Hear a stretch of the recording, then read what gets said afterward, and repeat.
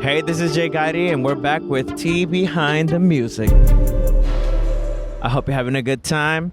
I know I am out here in the beach. It's very windy and it's cute. You know, we're just living.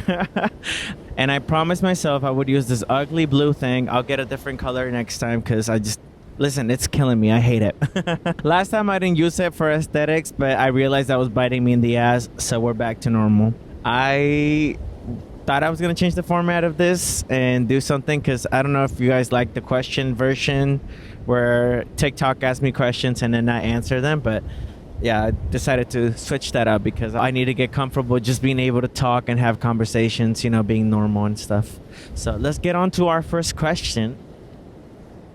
For me, being an openly gay artist, there has been a few challenges. Obviously, the first one's always been taken seriously because I feel like to this day, when you say you're gay and you say you're a music artist, people always want us to be like a spectacle and like do the dramatics and dress in drag, and that's the only way we can make our way. I feel like for me, I don't connect to drag in the sense where I feel like I could dress up as a woman and kill. I would not. I would be horrible. My makeup would be damn awful. Like, absolutely not. That is not my lane. And for me to do it just because I feel like I have to, it's not, you know, not the vibe. All right, the wind is very distracting, I will say that. Doing these videos out here with this wind is honestly a struggle. I don't know how reporters do it. That's why they're always like this. Have you seen the reporters when they're hold on, I'm gonna recreate this because I've always wanted to do this. The local news station is taking us out to experience the high winds here at Venice Beach. It is cold, it is freezing, but baby, the sunlight is out. Hopefully that gave something, I don't know.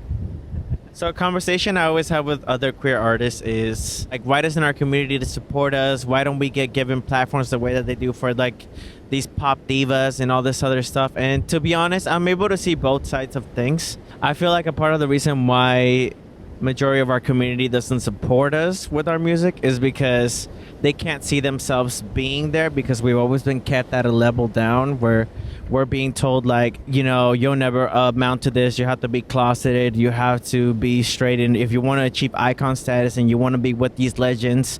And when we see queer artists finally getting that attention and stuff, I have seen it where everybody's like, oh, they must have slept with this person, they got a sugar daddy, this and this and this. And it's like, instead of uplifting each other, being like, you know what, we finally have one of us up there, let's continue to push them. The way that we pour onto these pop divas, we should invest in these artists. And it doesn't happen, but that's because the only way that we have seen ourselves up there is if we're in the closet, then we die alone, or then we're only appreciated after we're not in this world. And it's like, no, we can definitely be up there with those artists. We can definitely push ourselves to do what we want to do. And it's really one of those things where if I can get up there, you can't either. And because they don't see themselves being able to do it, they will continue to try to hold you down and keep you below your means because they can't see that for themselves. That's why for me, I don't take that personally at all, because one, my goal in this industry is to push myself so that I can show people that they can be there, so that we can be legends like Beyoncé, Michael Jackson, Freddie Mercury without having to be in the closet. There's so much to us than just being gay, and I feel like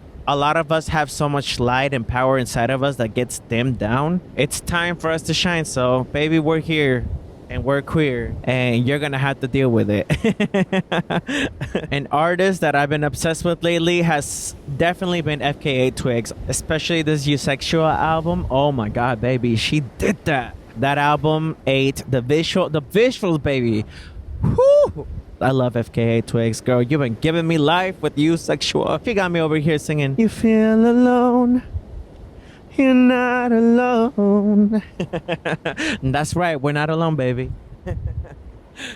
Eusexual.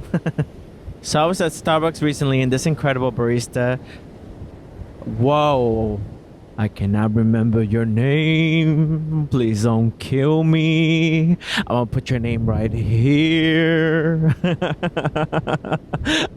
Why can't I remember it right now? Oh my god. Anyways, continuing with the story. So she wrote on my cup and it said, Grammy Award winner J. Godí.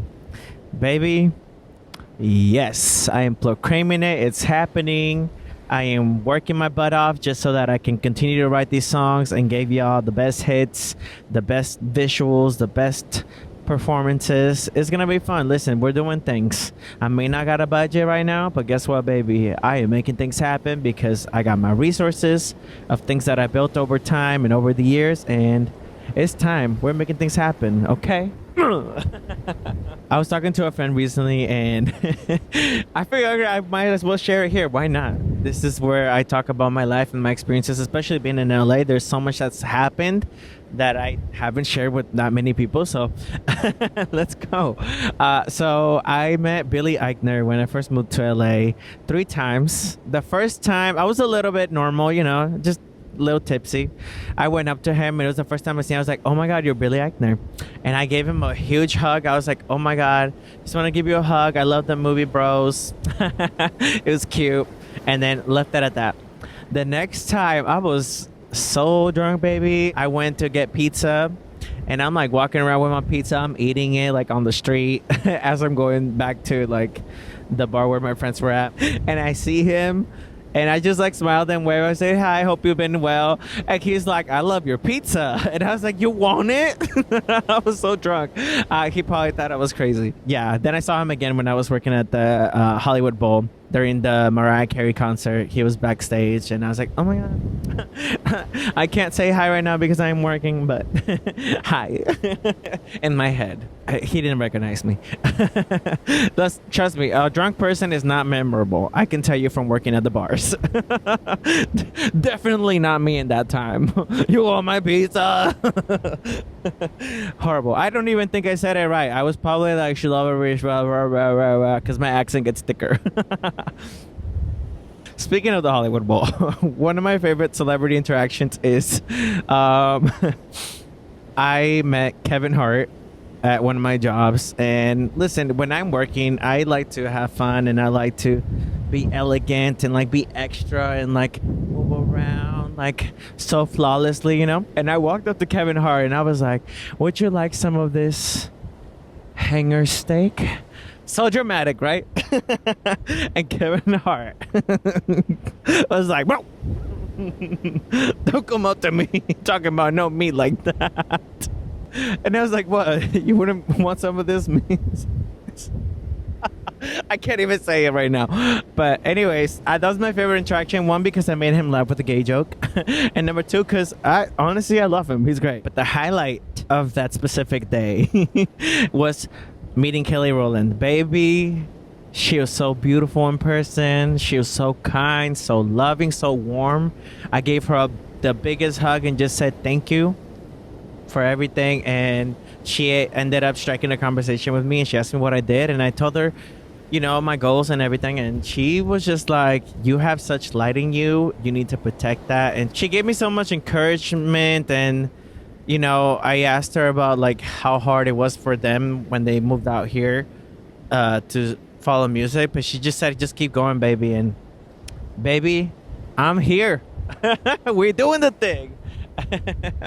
And yeah, no, I am very, very thankful for you, Kelly Rowland. I love you. I hope if you see this, big hugs. But anyways, enough about work, and let's get more on the creative side.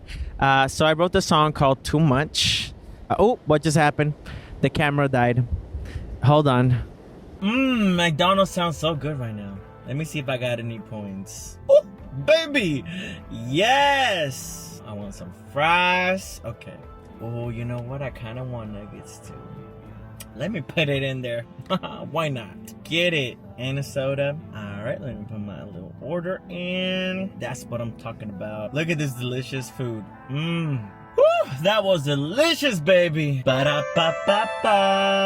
I'm loving it. All right, welcome back. I am not sponsored by McDonald's, just so you know. I just did that for fun. I'm very extra, so I do things like that every so often. You'll see more once I get the hang of what I'm doing, and putting this stuff together is crazy. So we'll find a format that we like, and then we'll go from there. Okay, just bear with me, baby. So this is how the song goes. So it begins. Is this how it ends? I just keep on pushing love on you more. Does that make me easier to ignore? I thought it was fate, but now I'm afraid I'm I'm sorry that I clinged on you so much then. I wish I could break down this brand new fence. I don't remember if it was a specific conversation, but I just felt like I was just forcing the relationship, and I finally got to see myself doing it because I did it like in the relationship in those 7 years. I did it a lot.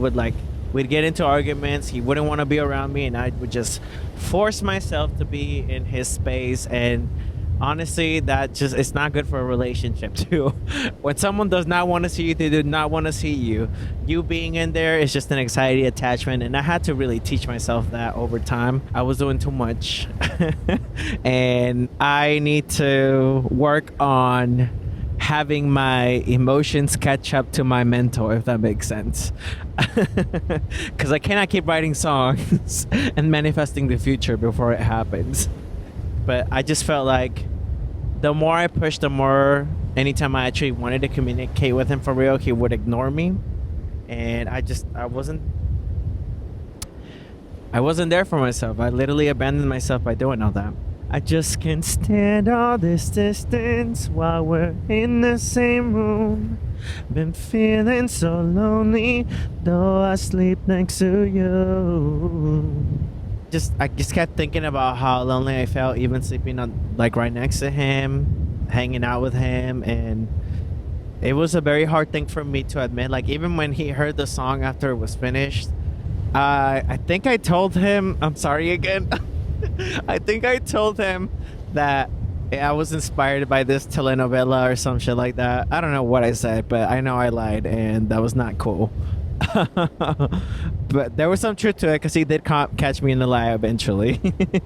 I'm not perfect, I'll never be. Am I not enough for you, or am I too much? I feel so lost, please show me the way. Am I not enough for you, or am I too much? Am I too much? And then it just repeats. So, T about this song and my songwriting skills. I wrote this whole thing in 2 hours at 2 in the morning. And honestly, baby, I'm proud of it. Even how intentional I was about how I made the instrumental and everything. So there's these little flutters in there. How do I call it? It's like a string, like piscato. I don't know if I'm saying that correctly in English, but piscasiado. Hold on, let's get Google to do this. Let's help each other out. Pizzicato. Hey, not me getting better at my English in front of the camera. Lo siento mucho, pero estoy jodiéndome a mí mismo. Okay, so that's what the little sound was, and I added a little distortion effect, so it feels like a crying. It's a mix of a flutter and a pizzicato, and they're blended together so that it makes a little dun dun dun dun. But the way that it sounds, I can't recreate it with my voice because there's a lot of effects going on in there. But it just feels like a tear, think of a tear falling off your eye and falling into a ball of water. So I wanted it to feel like I was pouring out my emotions and I was just kind of opening up for the first time. And yeah, that's how that song came together. Then I was listening to a lot of FKA Twigs. So what inspired the outro of the song was her song Mary Magdalene. She has this little musical breakdown at the end where it just feels like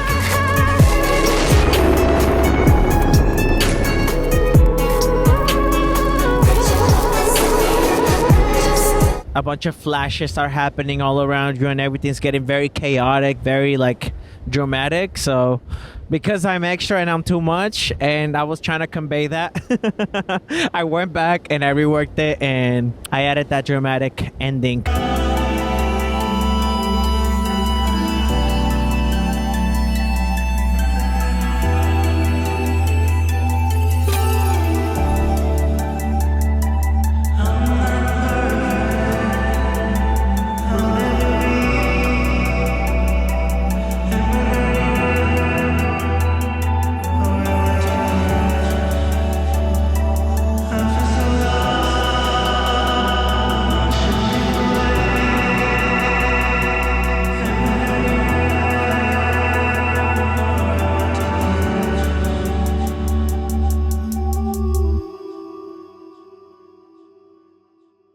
I love that song. I'm very proud of it, and I hope y'all like it too.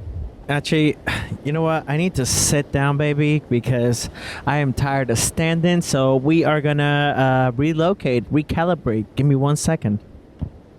Come with me to the Hollywood Bowl and enjoy an incredible experience being an American Express member. Skip the long lines with your own private lounge that has a bar, merch tables, and easy access into the venue. Don't look at me trying not to fall. Moving on. Last but not least, enjoy the show with the complimentary seat cushion and special ticket access to the Hollywood Bowl. It's American Express, baby. Don't live life without it. Who knows, maybe soon you'll be going to my show. There we go. Oh, that feels so much better. It's the little things in life. You know what I mean? Being able to be out by the beach, and I can actually see the water now. Man, I should have been doing this the whole time. Well, we'll figure it out. This is on its early stages, and I just love the sound of water, the wind. It's gorgeous. I am happy. One of my favorite experiences was going to see Beyoncé at that Formation tour. Baby, when I tell you that concert was so iconic, like when I got there and I saw that stage in person, I lost my words. I lost my train of thought. I forgot who I was for a second.